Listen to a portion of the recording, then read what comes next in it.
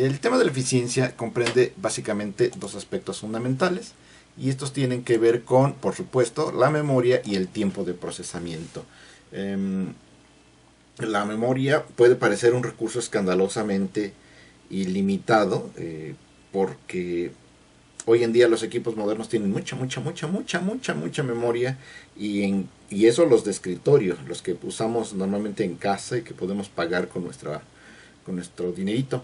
Sin embargo, los equipos empresariales son aún mucho, pero por mucho más grandes, y entonces pareciera que el tema de la memoria no es algo que nos debiera preocupar de manera importante. Sin embargo, yo aquí sí los invitaría a reflexionar sobre ese aspecto, que es bastante engañoso, porque pensar que 4 o 8 gigas de memoria RAM es una barbaridad, que sí lo es, realmente sí lo es, pero cuando nosotros vemos, por ejemplo, que cuando yo le pido a la máquina que me dé el reporte sobre el uso de la memoria, a mí me informa que tengo un 68% de uso de memoria. De hecho, aquí en el gráfico, yo tengo 7.9 de memoria en esta máquina. Me dice que 5.4 gigas con la mano en la cintura ya están ocupadas. La máquina realmente no está haciendo gran cosa y ya tiene ocupado más del 50% de la memoria. Si yo tuviera un equipo con 4 gigas, pues definitivamente, si de por sí la pobre máquina es lenta, con un reporte de memoria de este estilo está todavía un asunto mucho peor. ¿Sale? Y yo creo que en casa pues todos sabemos lo que significa no disponer de la memoria suficiente para poder tener la memoria necesaria. Exactamente. Chrome se traga mucha memoria porque tiene muchos procesos. Por ejemplo, ahorita mientras tranquilamente estamos platicando, Chrome se está comiendo 19 procesos. Y si eso es un simple navegador, imagínense lo que van a preocupar aplicaciones empresariales. O cuando estamos pensando que mi aplicación no es para que trabaje una persona. Yo en mi máquina solamente estoy trabajando, ustedes están conectados de manera virtual, pero en realidad no están sobre mi máquina, están sobre un servidor que comparte la señal hacia todos ustedes, y en mi máquina pues estoy yo solo y no me da abasto para poder hacer tres cosas muy simples, que son la videollamada, grabar la conferencia y la herramienta con la que hacemos programación. Tres cositas y no nos da abasto. Sí, ok, Omar. Entonces, realmente aquí el uso de los recursos de memoria pues es escandaloso, ¿no? Por ejemplo, aquí con la mano en la cintura, 500 megabytes para el navegador, 542 para el IDE, 364 para el IDE de C, y el grabador ocupa 314. Todos esos podría yo entender sin mucho problema. Si comienzo a abrir aplicaciones, normalmente tenemos bastantes problemas con la memoria, siempre. Uno de los primeros problemas que tuve en la empresa en la que trabajo actualmente era precisamente un tema de memoria, porque se acababan los recursos con mucha facilidad en la memoria y era indispensable que yo me pusiera a trabajar. De hecho, me pidieron que hiciera yo un programa que detectara cuando los recursos de memoria se saturaban para poder avisarle al usuario que tenía que cerrar ventanas antes de que la máquina se congelara total y completamente. Llenar la memoria pues es algo bastante sencillo en esta máquina, y eso que tiene esa enorme cantidad de memoria. Entonces, por supuesto, todos entendemos que el tiempo de procesamiento también es muy importante, que el tiempo de procesamiento es una de las partes fundamentales de la eficiencia, porque un usuario que después de dar un clic tiene que esperar más de 3 segundos a que la máquina responda, es un usuario que seguramente, si solamente está de visita en mi sitio, lo va a abandonar inmediatamente. Y si es un usuario regular que no tiene de otra más que trabajar en mi sistema, probablemente tenga una enorme pérdida de tiempo, y eso represente dinero generalmente para las empresas.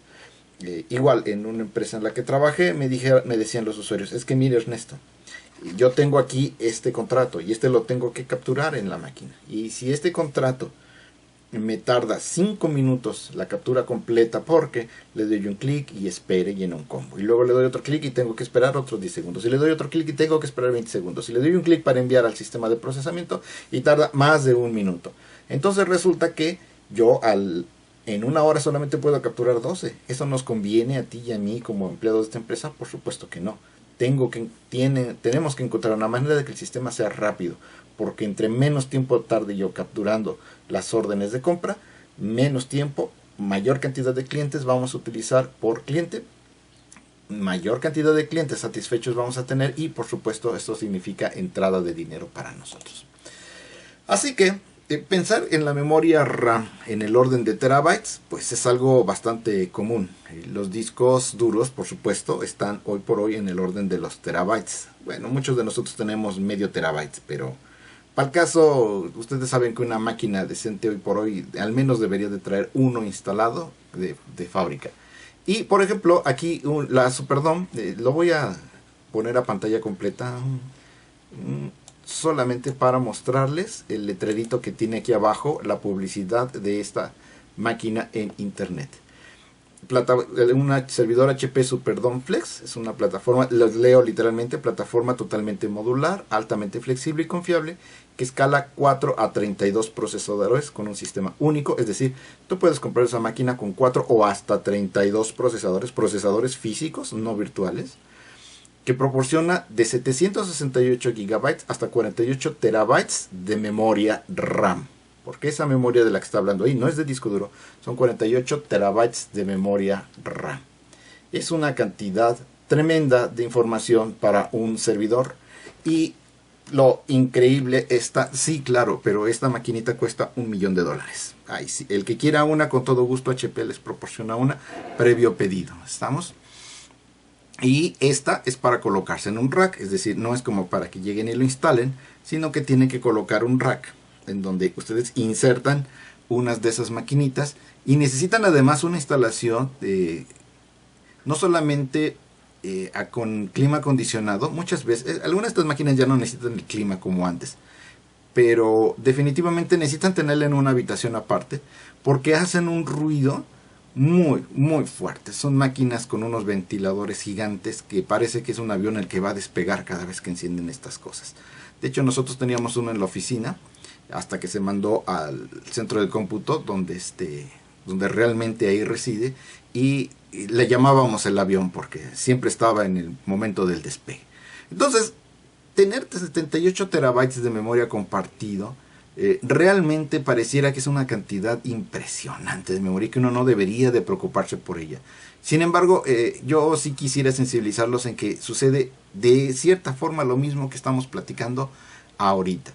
El tema está en que estos servidores están pensados para grandes empresas con grandes requerimientos de memoria, grandes requerimientos de información, y entonces díganme qué son 78 teras de memoria cuando yo tengo alrededor de 1.000.000 de usuarios concurrentes. Hablemos por ejemplo de una Universidad Nacional Autónoma de México, que el día en que aparecen los resultados, 500.000 estudiantes están intentando hacer peticiones instantáneamente al mismo tiempo a las 12 de la noche para saber los resultados de lo que ustedes quieran. ¿Sale? O bien los resultados de Comipems, en donde son cuántos, cientos de miles de estudiantes tratando de acceder a la máquina para poder obtener el trámite que sea dentro de Comipems.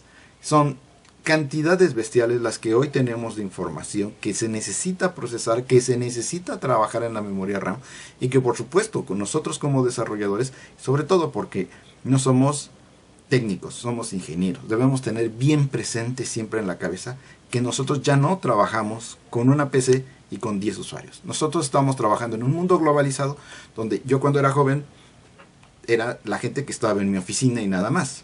En mi primera oficina éramos como 50 personas y yo sabía que ese era la limitante en cuanto al número de usuarios.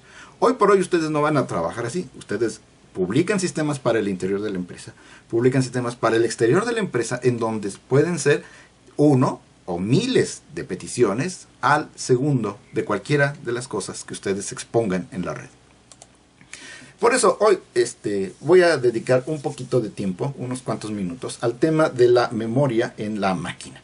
Y dado que Java es un lenguaje muy utilizado en la parte de atrás, en la parte del backend de las aplicaciones modernas, en el frontend seguramente tengo algún framework de JavaScript y en la parte de atrás tengo Java, entonces sí me gustaría que platicáramos un poquito sobre este tema. Sobre todo porque la mayor parte de las empresas no van a disponer de un servidor como ese. A lo mejor tienen un HP ProLiant que es bastante más modesto que el que acabo de mostrar. Entonces, una memoria es una cantidad de memoria como la que estamos hablando, obviamente requiere de mayor cantidad de bits para poderla direccionar. Les dejo de tarea que ustedes hagan la cuenta. ¿Cuántos bits necesito para poder direccionar 78 terabytes de memoria?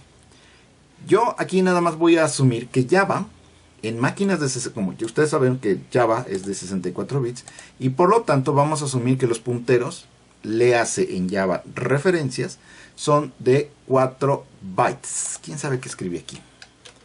4 bytes. Entonces, una máquina Java funcionando a 64 bits, una máquina virtual de 64 bits, y funciona tranquilamente con 8 bytes para cada referencia. Es decir, ustedes declaran una referencia a un objeto y por default esa referencia requiere de 8 bytes por cada objeto que declaren. Esto pues obviamente impacta, ¿no? De entrada vamos a platicar de los datos primitivos. Me voy a permitir una vez más extenderlo para que todos podamos verlo y ahorita regreso con ustedes. El uso típico es el siguiente. Miren, en Java yo tengo los tipos de datos boolean, byte, char, integer, float, long, double. No tenemos punteros, pero tenemos referencias. Y por supuesto los objetos como tal.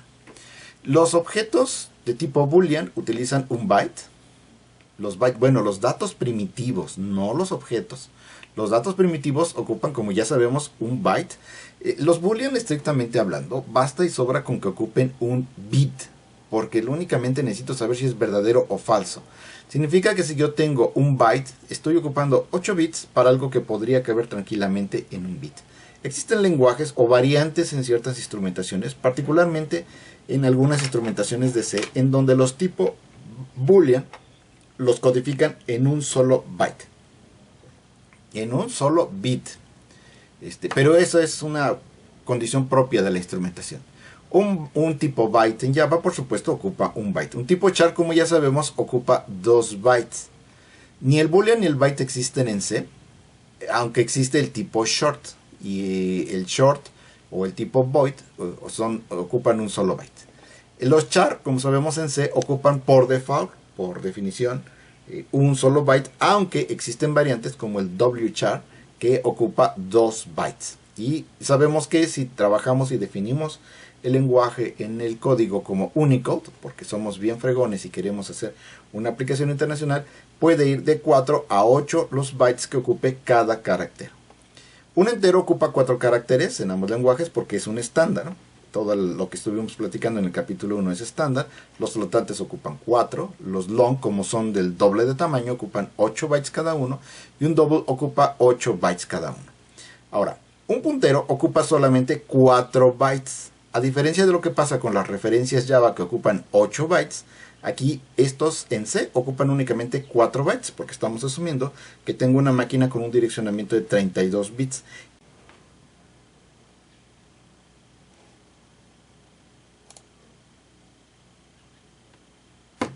Ok, entonces, acá tenemos una pequeña variante. Bueno, un objeto. Cuando yo declaro un objeto en Java, no ocupo solamente la memoria que requiere el objeto, sino que necesito 24 bytes para el encabezado como tal. Ahorita vemos el detalle de estos 24 bytes.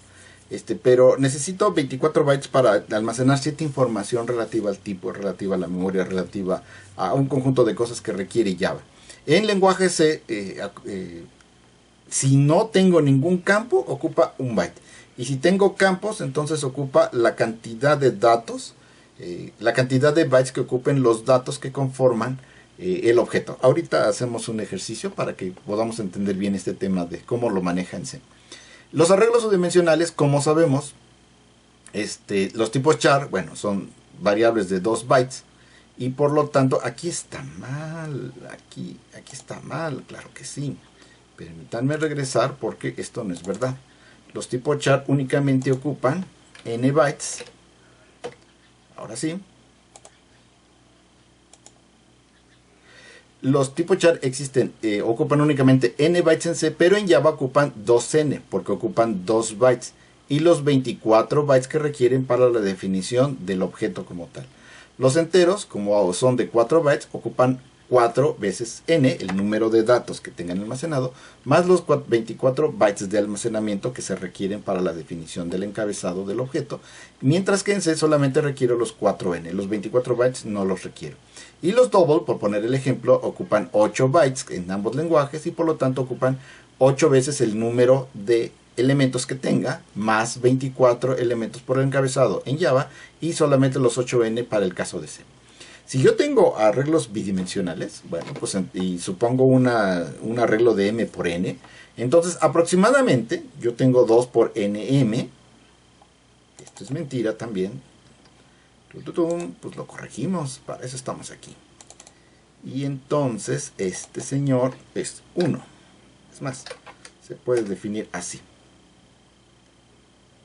Sí, es que, miren, si no los pongo las dos, ya habíamos platicado de que necesito las dos, porque esa cámara graba en muy baja definición y a la hora de hacer la edición, además, el video me lo entrega con aquí la pantalla y aquí la cámara de video, entonces yo necesito hacer todo un show porque necesitaría recortar esta parte del video y luego esto ampliarlo y entonces estoy perdiendo calidad en las letritas, que es lo que me interesa que se muestre bien.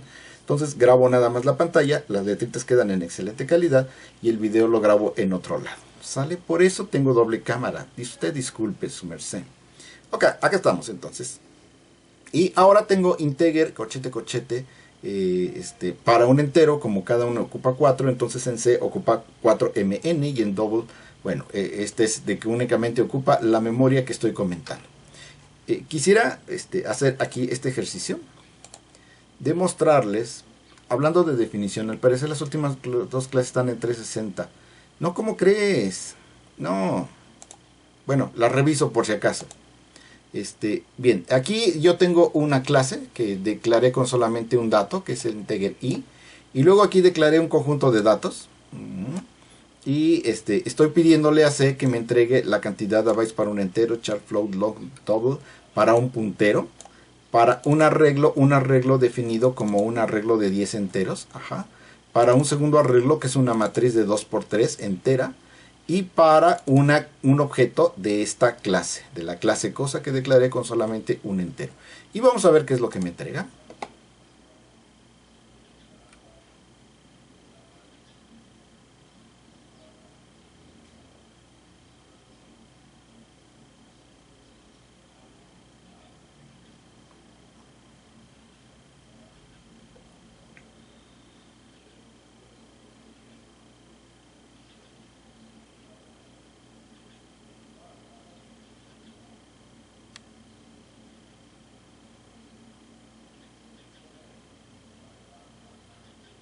Si es así, solo tengo que recodificarlas las clases. Ahorita les enseño cómo quedan. Ok, vamos a ver. Aquí está. Tenemos que el entero me dice que ocupa 4 bytes. El char ocupa 1 byte. El float ocupa 4 bytes. El long ocupa 4 bytes. El long ocupa 4 bytes. El double ocupa 8 bytes. El puntero ocupa 4 bytes. Y el arreglo ocupa 40 bytes. A ver, vamos a ver. Si aquí estoy declarando un entero, cada entero ocupa 4 bytes. Son 10 elementos, por lo tanto, está ocupando única y exclusivamente los 40 bytes que corresponden a la información. Aquí no se almacena ningún otro tipo de información, como sí sucede en Java. Es el precio de que Java me permita saber cuáles son los límites de mi arreglo y que lo esté validando a cada momento. Cada arreglo que yo declare va a tener esa sobrecarga. Luego aquí tenemos el siguiente arreglo, es el arreglo bidimensional, que es un arreglo de 2 por 3 y es entero. Cada entero ocupa 4 bytes y aquí son 2 por 3, 6 por 4, 24. Y es exactamente la cantidad de bytes que me está diciendo que ocupa ese arreglo bidimensional. 24 bytes, no necesito absolutamente nada, ninguna otra definición. Y finalmente esto sí es muy divertido porque el objeto de tipo cosa, que es un objeto que salió de la clase cosa, es un entero. Y como entero, única y exclusivamente, el objeto completo está ocupando 4 bytes. No necesita ningún otro tipo de información para que esta cosa funcione correctamente. Ahora, voy a hacer una variante muy pequeñita de este código y voy a quitar el dato. Es decir, voy a crear una clase vacía.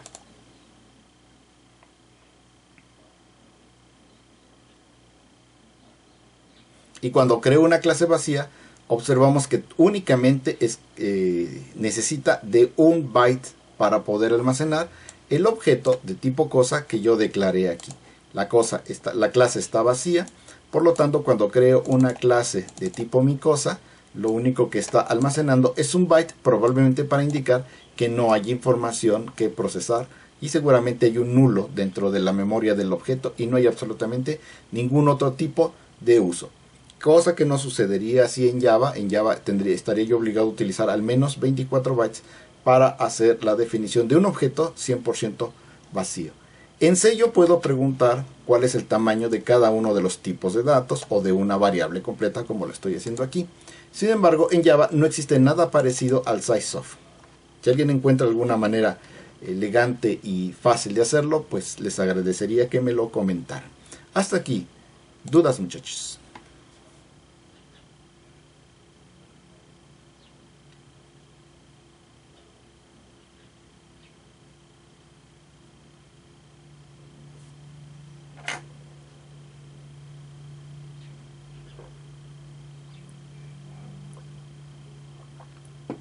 Ok. Ahora, vamos a ver el uso típico de la memoria en Java, ¿sale? Vamos a imaginar, es más, bueno, vamos a explicarlo así como lo hice, ya después lo compongo. Vamos a imaginar que yo tengo una clase que se llama nodo, por alguna extraña y misteriosa razón yo definí una clase que se llama nodo, y que además es un nodo para una lista doblemente enlazada, ¿no? Porque es la más práctica y ya estuvimos estudiando la vez pasada la liga sencilla y ustedes saben que tienen que declarar una liga doble, si quieren evitar estos problemas de tener que regresarse un elemento. Entonces eso estaría definido como un nodo con dos ligas, la liga izquierda, la liga derecha, y aquí estoy asumiendo un dato simple, ¿no? Que es un integer. Entonces, de entrada, el encabezado de la clase requiere de 16 bytes. Eso es de cajón, de sí o sí, porque es una clase y entonces, como ya les dije, necesito meter un conjunto de información aquí necesaria para declarar propiamente y definir la clase. Ahora, tengo que cada referencia va a ocupar 8 bytes, que es exactamente lo que estamos viendo aquí. Nodo, ya sabemos que esto es una referencia a otro objeto y por lo tanto estoy utilizando 8 bytes. Y luego necesito un ajuste porque en Java la memoria se compromete de tal manera que cada objeto utiliza un número de bytes que es un múltiplo de 8. Cosa importante, Java requiere un uso de memoria de tal manera que cada objeto requiere una memoria que sea múltiplo de 8. Entonces, por ejemplo, aquí tengo 16, 8 por la referencia, 8 bytes, 4 bytes por el entero, 4 bytes por la siguiente referencia, y si le sumamos son 8, 16 más 8 más 8, estos 8 son 16 más 16, 32, más 4, 36, y 36 no es múltiplo de 8. El múltiplo más cercano son 40, y por eso tengo que ponerle 4 bytes de ajuste. Son bytes vacíos, y por lo tanto el total de bytes ocupados por cada nodo son 40 bytes. Esa es la cantidad de memoria que yo utilizo por cada dato que voy a insertar en una lista ligada.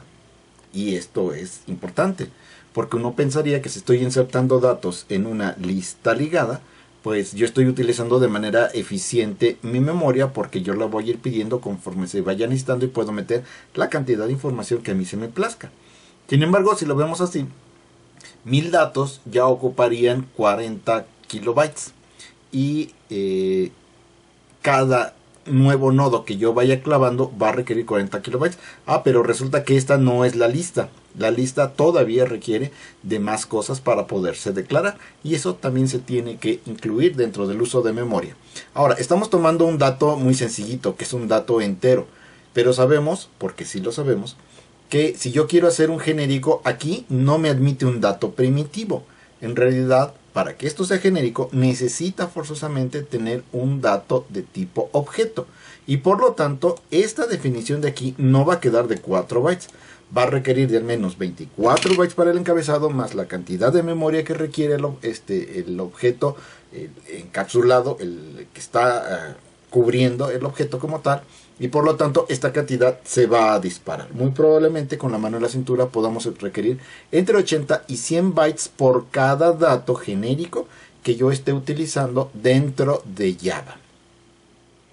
¿Dudas sobre este ejemplo?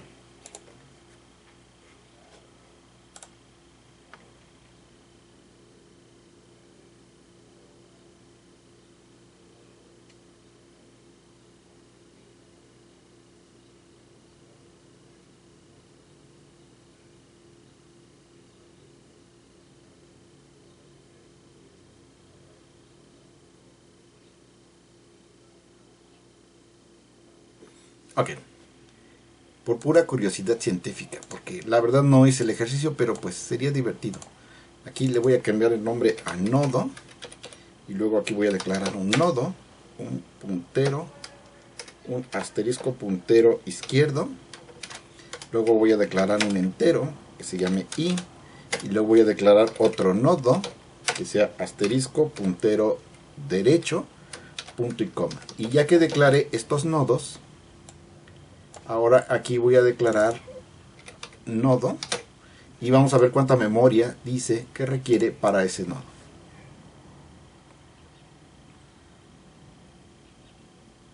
Y aquí está. El uso de memoria en C por el nodo es de 12 bytes. Ese es absolutamente todo lo que necesita lenguaje C para almacenar el mismo tipo de dato. Un nodo que tiene un puntero izquierdo, un puntero derecho y su información de tipo entero. 12 bytes. Java por definición para el mismo dato está ocupando 40 bytes. Ok. ¿Dudas?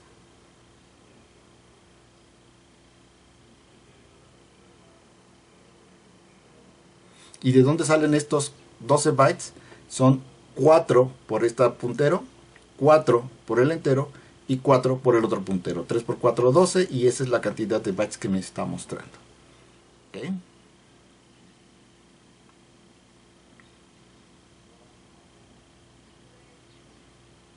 No. Okay. Deficiencia de memoria. No, Java es siempre estándar. Recuerden que la máquina de Java tiene que funcionar idéntico en cualquier máquina en la que ejecute. Idéntico. Entonces, aquí sí no hay variantes en cuanto a que, bueno, pero debe haber alguna implementación en donde sea mejor. No, no. Esto sucede igual en tu celular, en un Android. Cuando tú tienes una máquina virtual en un Android, el uso de memoria es idéntico. Y en un Android, por supuesto, estamos limitados por la memoria del teléfono. Y sabemos que en los Android pues, son equipos baratos y no necesariamente tienen 64 gigabytes siempre. Entonces las limitaciones de memoria pueden comenzar a convertirse en algo muy divertido de manejar.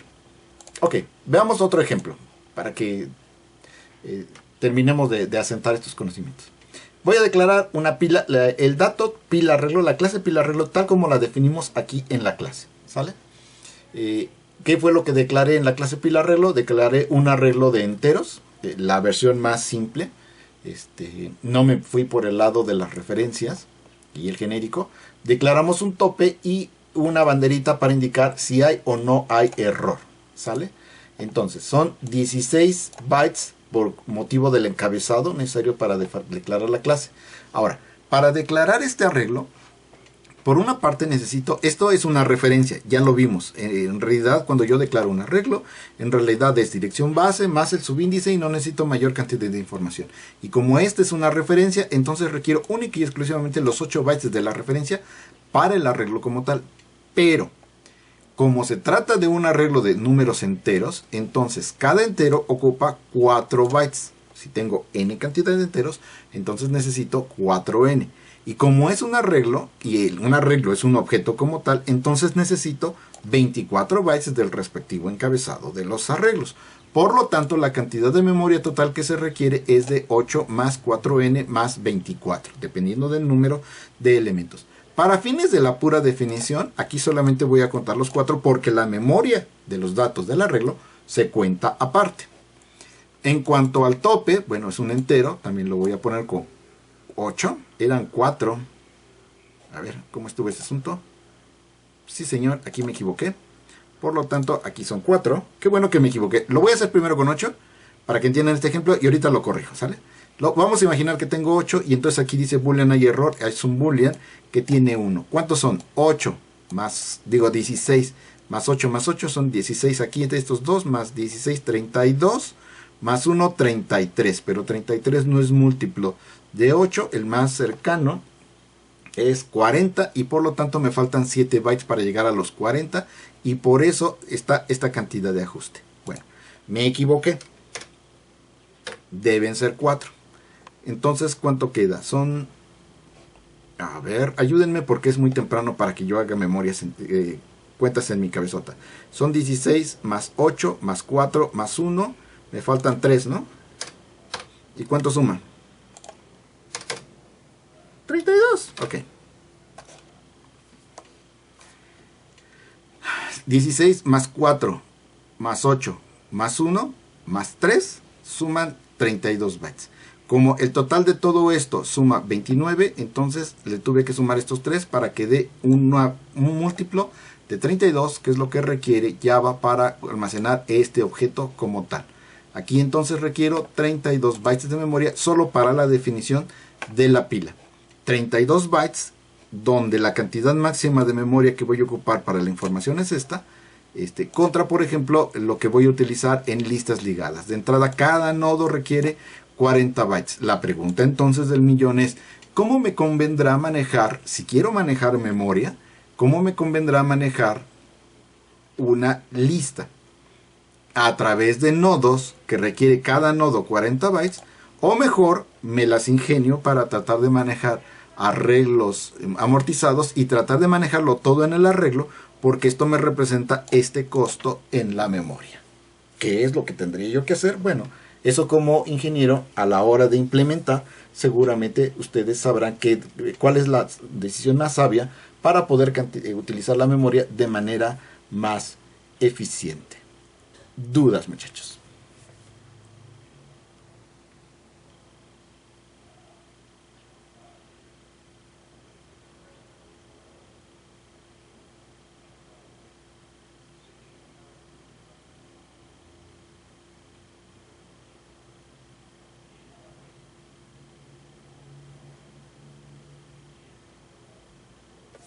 Bien.